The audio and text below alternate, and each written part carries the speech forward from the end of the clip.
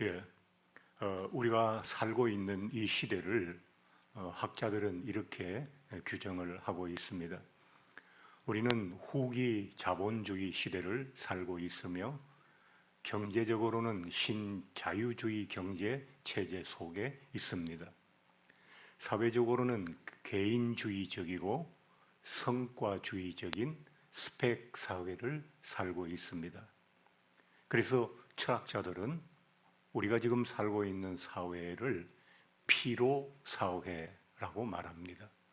피로 사회는 두 가지 특징이 있는데 말 그대로 피로함과 두려움이 이 시대 우리 피로 사회의 특징입니다. 사람들은 성과주의 혹은 어떤 무한 경쟁의 사회 속에서 남보다 뒤떨어져서 사회의 주류의 삶에서 밀려나서 아웃사이더로서 살아가는 것이 아닌가라고 하는 두려움을 갖게 되지요. 그러니까 살아간다는 것 자체도 피곤하지만 이런 사회적인 분위기 속에 갇히게 되면 우리의 삶의 피로는 더더욱 수고롭고 무겁게 되는 것입니다. 학자들의 정의나 규정을 굳이 동원하지 않더라도 우리 주변을 잘 살펴보면 요즘 모든 분들이 다 힘들어하고 있는 것을 쉽게 느낄 수가 있습니다. 우리가 가지고 있는 이 시대의 문명과 풍요가 참 과거에 비해서는 너무 대단한데 왜 우리는 이렇게 피곤하게 살아가야 하는 것일까? 우리가 그런 마음의 의문을 갖지 못한다면 또 영적으로 세상을 주의 깊게 바라보지 않으면 화려한 도시의 불빛과 현란한 옷차림과 또 시끄럽게 울려 퍼지는 웃음소리 속에서 개인의 수고하고 무거운 짐을 느낄 수가 없죠. 그래서 잘 되는 곳에 주류의 사회, 메이저의 사회 이런 곳에서는 아무런 고통이 없는 것처럼 그렇게 보입니다. 그러나 개인의 삶 속으로 조금만 들어가 보면 모두가 너무나 힘들어하고 있다는 사실을 알게 되는 거죠. 우리는 이런 사회의 두 가지 상반된 모습 속에서 무엇을 보아야 할까요? 우리는 교회지 않습니까? 우리 자체가 교회죠. 그리고 우리는 하나님의 사람들입니다. 우리는 시대의 고민과 아픔에 집중해야 됩니다. 지난해에도 수고하고 무거운 짐진 자들아 이 말씀을 가지고 여러분에게 한번 말씀을 드렸는데 금년에 다시 이 본문을 가지고 나온 것은 목사인 제가 보기에도 여러분들의 삶이 너무나도 수고롭기 때문입니다. 제가 젊을 때 이런 제게 추억이 있습니다. 아직도 있는지 모르겠지만 수십 년의 시간이 흘렀으니까요. 설악산 대청봉에 가면 그 대청봉이라고 하는 그 팻말 비석 바로 옆쪽에 그 구분응선에 작은 노점이 있습니다. 거기는 건물을 짓게 하지 못하니까 비닐로 짐을 이렇게 묶어놓고 그 옆에서 어떤 한 분이 이제 노점상을 하고 계신 거죠. 그 대청봉 꼭대기에서는 밥을 할 수도 없고 또 어떤 짐을 많이 지고 가기에는 너무 가파르기 때문에 대부분의 사람들이 가벼운 배낭이나 이런 것들을 지고 올라오거든요. 그 대청봉을 올라오기 전에는 이제 양폭산장이라는 산장이 있어요. 거기다가 메인 짐을 두고 올라오는 분들이 굉장히 많았습니다. 그때는. 그러다 보니까 목이 마르고 좀 시장기도 있으니까 간단한 음료수나 스낵 같은 것을 거기는 높은 곳이니까 저 밑에 매점보다 몇백 원씩 돈을 더 붙여서 판매를 하는 그런 노점상이거든요. 근데 그 노점상을 하시는 분을 저는 등산하는 도중에 등산로에서 그분을 만난 적이 있었습니다. 너무 힘들고 또 힘들어서 12시간 정도 그때는 설악동에서 걸려야 그곳을 갈 수 있으니까 중간에서 하룻밤을 자고 다시 이제 올라가고 아침 일찍 올라가고 있는데 좀 쉬어야겠다고 생각하는 그 순간에 길 한옆에 두 서너 분이 이미 쉬고 계시더라고요. 그래서 우리도 저기서 좀 쉬자고 가서 이제 쉬었는데 맞은편에 나이는 한 40 조금 넘으신 것 같은 남자분이 계시는데 그분이 이제 등산용 지게가 있거든요. 그 알루미늄으로 만든 등산용 지게 위에 짐을 실어 놓았는데 짐 높이가 어마어마한 거예요. 그리고 또 그 짐이 여느 등산객의 등산하는 짐이 아니고 여러 물건들이 이렇게 거기에 묶여져 있더라고요. 그래서 아니 짐이 이게 무슨 짐입니까? 하고 이제 물었더니 다행히 친절하게 답을 해주셨는데 예, 저는 대청봉에서 노점을 하는데 지금 물건을 지고 올라가는 중이라고 그렇게 얘기를 했어요. 그래서 제가 아니 이걸 얼마나 일주일에 몇 번씩이나 지십니까? 이렇게 물었더니만 보통 때는 이틀에 한 번, 성수기에는 매일 새벽에 일어나서 올라오신다는 거예요. 근데 짐이 어마어마하니까 저도 등산을 좋아할 테니까 궁금하잖아요. 그래서 이 짐이 무게가 얼마나 됩니까? 이렇게 물었더니 정확하게 재보지는 않았지만 40kg는 넘고 거의 한 50kg쯤 될 거라고 그렇게 얘기하시는 거예요. 그래서 제가 젊을 때니까 철이 없잖아요. 아이고 아저씨 할 일 많은데 왜 이렇게 힘든 일을 하십니까? 이거 하셔가지고 뭐 큰 돈 버시는 것도 아닌데 이렇게 높은 산을 이렇게 무거운 걸 지고 계속 올라오십니까? 이렇게 이제 물었더니만은 그분이 제가 배운 게 산 타는 것밖에 없고요.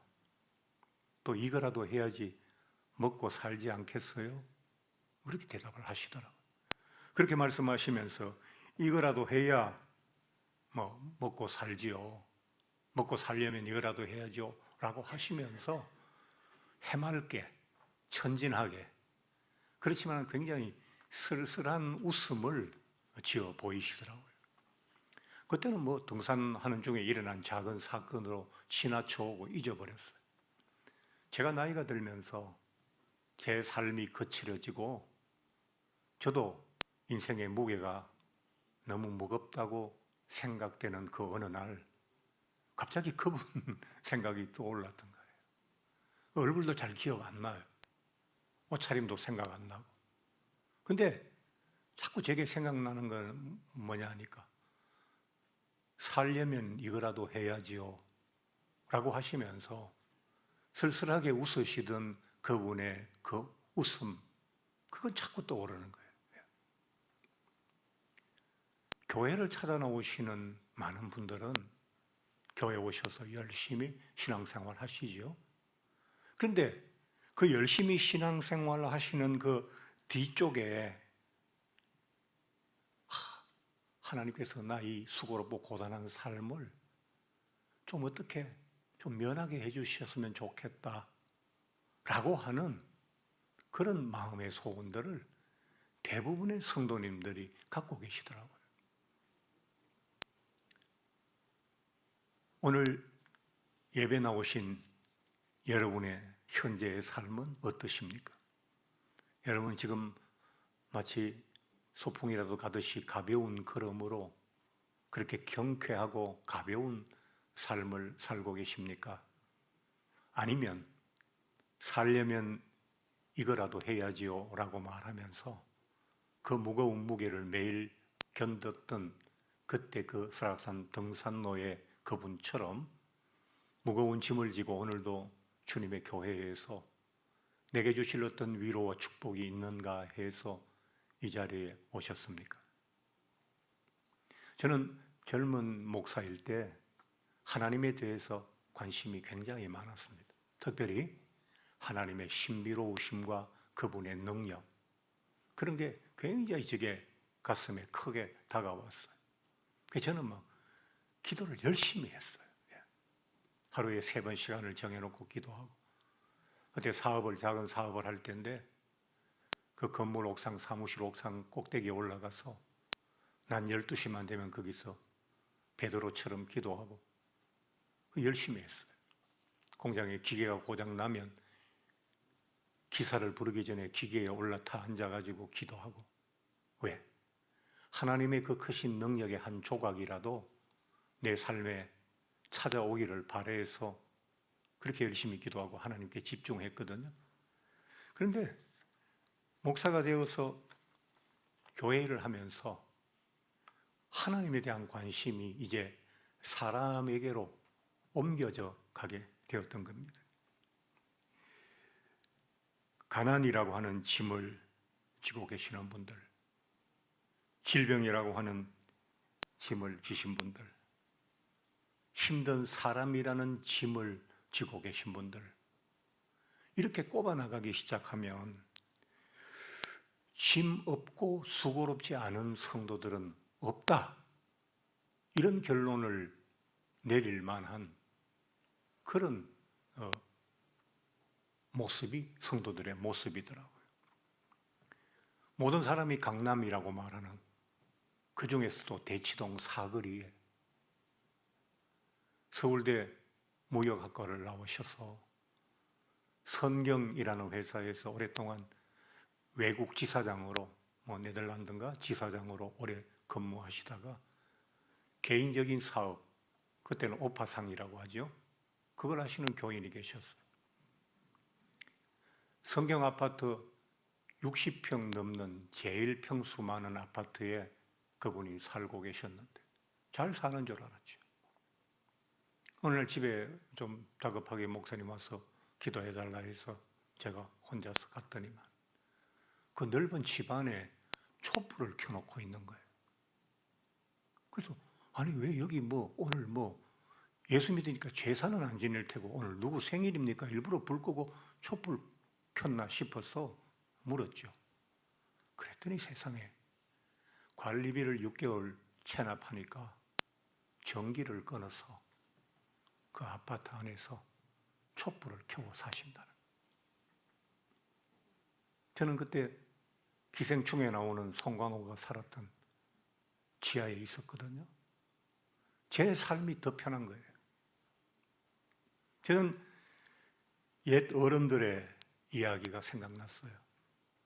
만석군에게는 만석군의 근심이 있고 천석군에게는 천석군의 근심이 있다. 세상 모든 인생은 다 근심이 있고 수고롭고 무거운 짐이 있다. 그렇게 말씀을 하셨어요.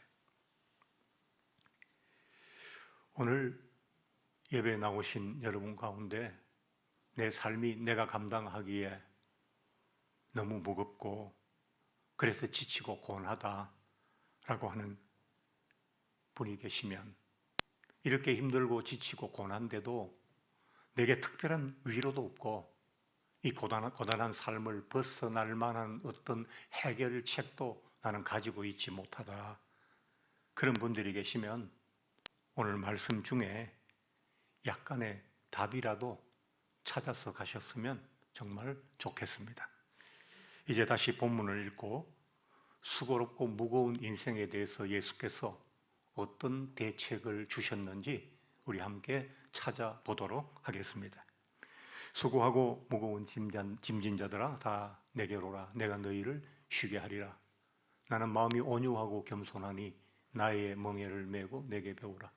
그리하면 너희 마음이 쉼을 얻으리니 이는 내 멍에는 쉽고 내 짐은 가벼움이라 라고 하셨습니다. 그런데 젊은 날 저는 이 본문에 대해서 약간의 불만이 있었고 걸리는 부분이 있었습니다. 그것은 수고하고 무거운 짐진 인생들을 예수님께서 쉬게 해주시려면 짐을 벗고 내려놓아라 라고 하시고 그냥 푹 쉬게 해주시면 좋겠는데 뒷부분에 쉬게 해주시긴 하겠는데 조건이 달려있어요. 뭐냐니까 29절이죠. 나는 마음이 온유하고 겸손하니 나의 멍에를 메고 내게 배우라. 네가 가지고 있는 짐은 내려놓고 이제 내 멍에를 네가 지고 그리고 내게 배워야 너는 수고하고 무거운 짐을 내려놓고 쉴 수 있다. 말씀의 구조가 그렇게 되어 있잖아요. 그러니까 이 문장에서 제가 걸리는 부분은 두 부분인데, 나의 멍에를 메고 내게 배우라 하는 부분과 너희 마음이 쉼을 얻으리라 하고 하는 이 두 부분에서 걸렸어요. 나의 멍에를 메고 내게 배우라. 조금 전에 말씀드린 것처럼, 아니 수고하고 무거운 짐을 벗겨 놓으셨으면 벗겨진 상태로 그냥 좀 한참 두시면 우리가 좀 쉴 거 아닙니까, 제대로? 그런데 다시 예수님의 멍에를 메라고 하셨잖아요. 제 마음에 안 들었어요. 그래서 하나님의 위로와 복을 간절히 바라는 우리에게 왜 조건을 자꾸 붙이시냐? 나의 멍에를 메라. 그리고 내게 배우라. 그래야 너희 마음이 쉼을 얻을 것이다. 조건이잖아요. 그래서 이 부분에 대해서 저는 굉장히 마음에 걸렸어요. 예수님의 멍에만 배우는 게 아니라, 아니 지금 당장 쓰러질 지경인데 언제 배우고 있냐? 내게 배우라. 그 말이 불편했어요. 저의 특징은 뭐냐니까, 저는 젊은 날 약간 반항적이어서 다른 목사님들은 하나님의 말씀에는 무조건 예 하는데, 저는 제가 생각해보고 아니라는 부분에 대해서는 하나님께 얘기를 자꾸 합니다. 이건 정말 마음에 안 들고 이상합니다. 그리고 제가 그걸 한번 풀어보려고 저 나름대로 노력을 하죠. 제가 그 앞쪽에 있는 조건절, 그것 때문에 첫 번째 마음이 걸렸고, 두 번째는 너희를 수고하게 되는 어떤 문제들을 해결하는 답을 주시는 게 아니라 너희 마음이 쉼을 얻으리라 라고 하신 부분이 두 번째 또 불만이었어요. 병든 사람이 병이 또 오래 장기적으로 몇 년씩 이렇게 만성적인 병을 앓으면 이게 진짜 수고하고 무거운 짐이잖아요, 인생에. 저는 예전에 운전하시는 분인데 허리를 잘 못 써요. 운전이 얼마나 허리가 중요합니까? 페달을 수도 없이 밟아야 돼요. 이 운전을 해야 버스를 운전하시는 분, 가족이 살아가는데 허리가 아프니까 그 아픈 허리를 복대를 하고 막 허리띠를 하고 해가지고 하루 근무하고 와서는 덜어눕고 불쌍해서 못 보겠더라고. 그러면 병 때문에 수고로운 병은 병을 낫게 해주면 그게 쉬는 거잖아요. 근데 오늘 본문은 병을 낫게 해주는 게 아니고 내 멍에를 메고 내게 배우면 네 마음이 쉼을 얻으리라. 병은 그대로 있고 병을 앓는 네 마음이 전에보다 편해질 것이다. 이렇게 해석할 수도 있잖아요. 이런 게 마음에 안 들었어요. 가족들의 생계 때문에, 가난 때문에 밤잠을 이루지 못하고 깊은 밤에도 무거운 짐을 지고 자리에 누운 분, 하나님은 축복의 하나님, 모든 물질의 주인이시니까 조금만 살게 해주시면 수고하고 무거운 짐이 벗어질 거 아니에요. 그런데 네 마음이 쉼을 얻으리라. 마음에 안 찼어요. 그런 얘기는 목사도 신방 가면 제가 힘은 없고 그렇지만 집사님 위해서 열심히 기도하고 하나님 도움을 구하겠습니다. 그 말밖에 저도 못하잖아요. 그 예수님은 메시아인데 예수님도 그 얘기하고 계시면 우리는 어떡합니까? 그 젊을 때는 제가 불만이 좀 많았었어요.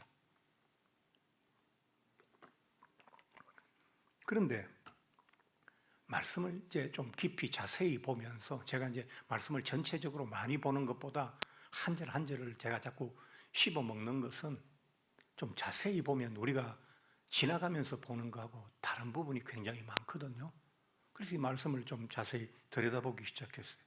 그러면서 제가 본문에 대한 관찰이 부족했다는 사실을 깨닫게 되었습니다. 오늘 본문에서 멍에라고 하는 것은 쥐고스라고 하는 단어예요. 그런데 멍에란 단어의 일반적인 뜻은 뭐냐니까 소나 말이나 노새나 이런 가축의 등에 짐이나 수레를 끌게 하기 위해서 이렇게 가로지르는 막대를 얹어서 거기서 줄을 달고 해가지고 짐을 질 수 있도록 하는 어떤 그 부속물과 그 장치를 멍에라고 하는 거잖아요. 그런데 이 쥐고스가 멍에는 멍에인데 어떤 쥐고스냐 하니까 어떤 멍에냐는 거 하니까 한 마리에다가 지우는 멍에가 아니고 복수로 두 마리에다가 이 멍에를 같이 지우는 그런 형태의 멍에라는 거예요. 예전에 제가 어릴 때, 지금은 경운기나 트랙터가 일을 하지만 과거에는 소가 쟁기를 끌었잖아요. 그런데 전라도나 경상도 같은 이런 시골 농토에서는 소 한 마리가 쟁기를 끌어요. 왜냐하면 거기는 땅이 평평하고 평야가 많으니까 쟁기를 끌기가 힘들지가 않거든요. 그런데 강원도에서는 비탈이 많고 돌이 많아가지고 소 두 마리를 한 겨리로 해서 멍에를 같이 씌워서 두 마리가 끌거든요. 힘드니까. 그런데 오늘 본문에 나와 있는 쥐고스라고 하는 이 멍에라는 단어는 두 마리 이상이 끄는 멍에를 이야기하는 거예요. 그래서 이 쥐고스라고 하는 단어를 설명해 놓은 그 성경 단어를 설명해 놓은 사전에 뭐라고 이렇게 나와 있는 거 하니까 하나의 멍에 아래에 함께 버티고 있는 짐승들의 모습을 보여주는 단어라고 되어 있는 거예요. 그럼 이게 뭐가 다르냐? 우리가 나의 멍에를 메고라고 할 때는 이게 성경이 부족한 번역이라는 거예요. 우리 번역.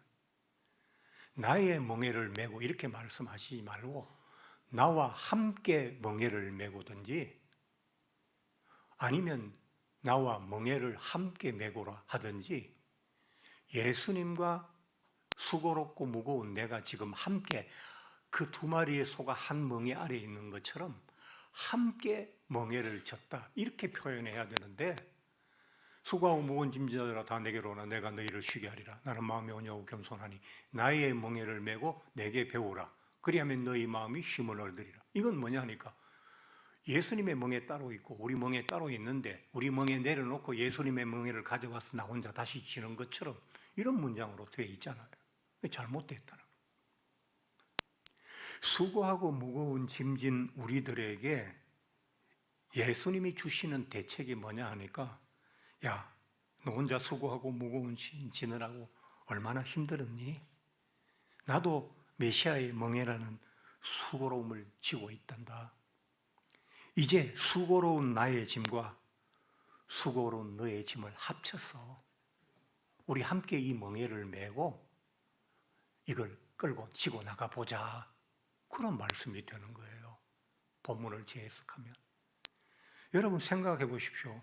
삶이 무겁고 수고롭고 힘든 사람들이 1차적으로 바라는 것은 수십 년 동안 혹은 수년 동안 고생했던 내 삶의 이 무거운 짐이 하루아침에 없어지고 벗어지는 기적이나 요행을 바라지는 않을 거예요. 그분들이 바라는 것은 누구 단 한 사람이라도 내가 혼자 지고 허덕이는 이 짐을 이해해주고 공감해주고 나를 좀 위로해주고 등이라도 한번 떠들어 줬으면 내가 그래도 이 짐을 좀 더 지고 나갈 수 있을 텐데 그런 바람이잖아요, 우리에게. 예수님이 지금 그 모습을 우리에게 보여주고 계시는 거예요. 수고로운 예수님 자신도 메시아의 짐을 지시고 멍에를 지고 계시니까 멍에라는 게 얼마나 무겁다는 걸 예수님은 자기 몸으로 전지하신 아심으로 아는 게 아니라 자기 몸으로 그 고통을 맛보면서 알고 계신 거잖아요. 그 수고로운 예수님께서 수고로운 나를 불쌍히 여겨주셔서 감히 나같이 천한 사람과 멍에를 함께 하시겠다고 지금 말씀하고 계신 거예요. 그게 얼마나 큰 위로입니까? 여러분은 어떠신지 모르겠습니다만 저는 예수님 목사 힘든 거 알고 왔지만 참 생각보다 더 힘드네요. 그럴 때 이 말씀을 발견하고 저는 참 위로를 많이 받았습니다. 예수님 내 마음 아신다. 아니 내가 진 짐이 선일교회라는 진 짐이 예수님이 지신 메시아의 짐과 막 그냥 몇 억분의 1도 안 되는 작은 짐인데 예수님이 나의 짐을 자기의 짐과 동일시 하셔서 야, 너 혼자 끌고 가기 힘들지? 나하고 나도 내 짐 있고 너도 네 짐 있으니까 우리 합쳐서 같이 한번 끌고 가보자. 이게 얼마나 은혜롭고 내게 위로를 주는 말씀이냐는 거죠. 또 내게 배우라는 말씀도 그걸 풀고 나니까 자연스럽게 풀렸어요. 내게 배우라 앞쪽에 뭐가 있습니까? 나는 마음이 온유하고 겸손하니 나의 멍에를 메고 내게 배우라. 지금 예수님과 내가 함께 멍에를 지고 가고 있어요. 너무 힘들어서 막 가쁘게 숨을 몰아쉬는 예수님의 숨소리가 바로 곁에서 들려요. 그리고 예수님의 땀방울이 뚝뚝 떨어져서 때로는 내게 떨어지기도 해요. 그리고 온몸에 막 그 열이 나서 무거운 짐을 지고 끌고 가시느라고 막 몸에 열이 나서 그 열기가 내게 느껴져요. 물론 내 땀도 예수님에게 떨어지겠죠. 그런데 내 입에서는 너무 힘들어서 아이씨, 아이씨 이런 소리가, 욕 같은 소리가 자꾸 나오는데 예수님의 입에서는 가쁜 숨소리 외에 아무것도 나오지 않아요. 왜? 그분은 마음이 온유하고 겸손하기 때문에요. 예수님은 자기 짐을, 이 짐이 자기 짐이 아닌데 내 짐으로 이미 받아들이신 거예요. 그래서 온유한 마음으로 자기 짐을 지고 가는 거예요. 예. 근데 나는 이거 내 짐 아닌데 이거 갈수록 무거워지네. 아이씨 불평하고 화내면서 짐을 지고 가잖아요. 그런데 예수님과 같이 짐을 지고 가면서 시간이 흐를수록 자꾸 마음이 숙연해지고 깨달아지는 게 있는 거예요. 주님은 저렇게 무거운데 신음소리 한 번 안 내시고 화 한 번 안 내시고 얼굴도 안 찡그리시고 그저 묵묵히 가고 계시잖아. 그럼 나도 내 짐을 지는 자세를, 태도를 바꿔야 되겠다. 그러면 뭡니까?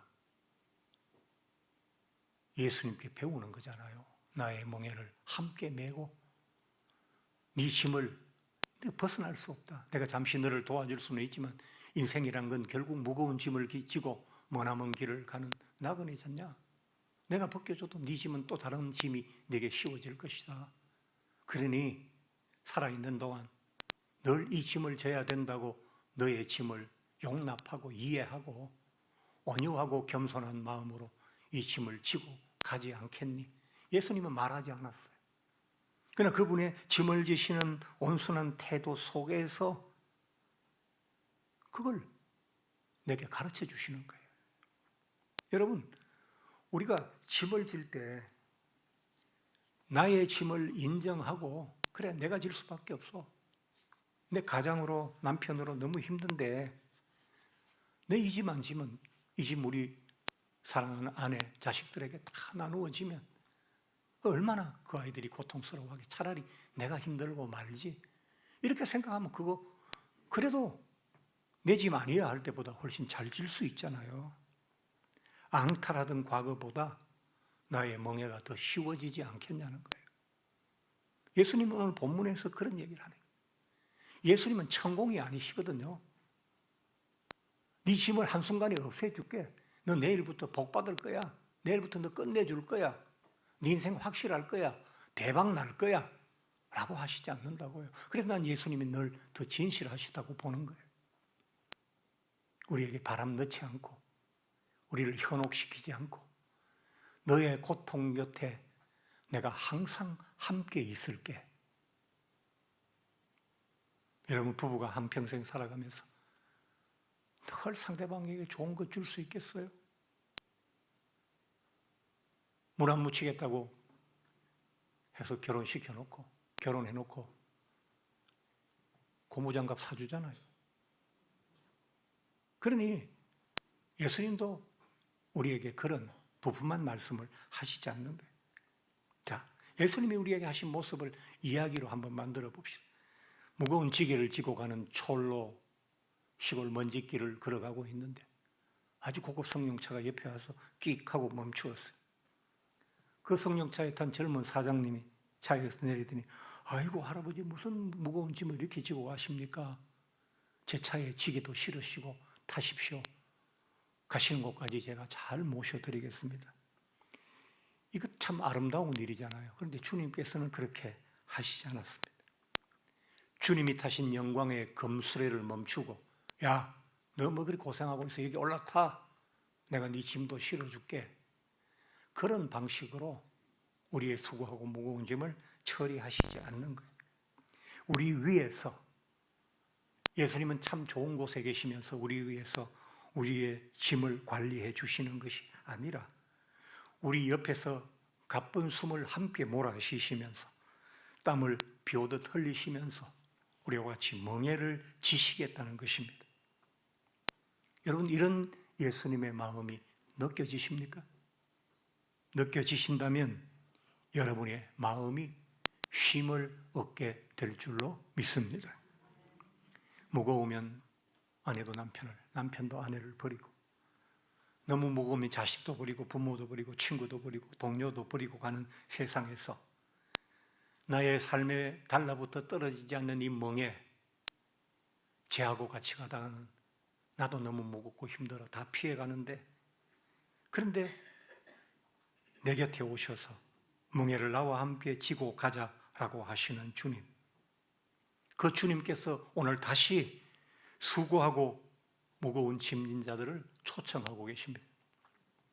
수고하고 무거운 짐진 자들아, 다 내게로 오라. 내가 너희를 쉬게 하리라. 예수님의 말씀입니다. 여러분의 짐이 당장 가벼워지지 못하더라도 주님과 함께 지고 가시는 위로만은 여러분의 고단한 삶 속에 충만하게 되실 줄로 믿습니다. 하나님께서 우리 모두에게 그런 은혜를 주시기를 주 예수 그리스도의 이름으로 축복합니다.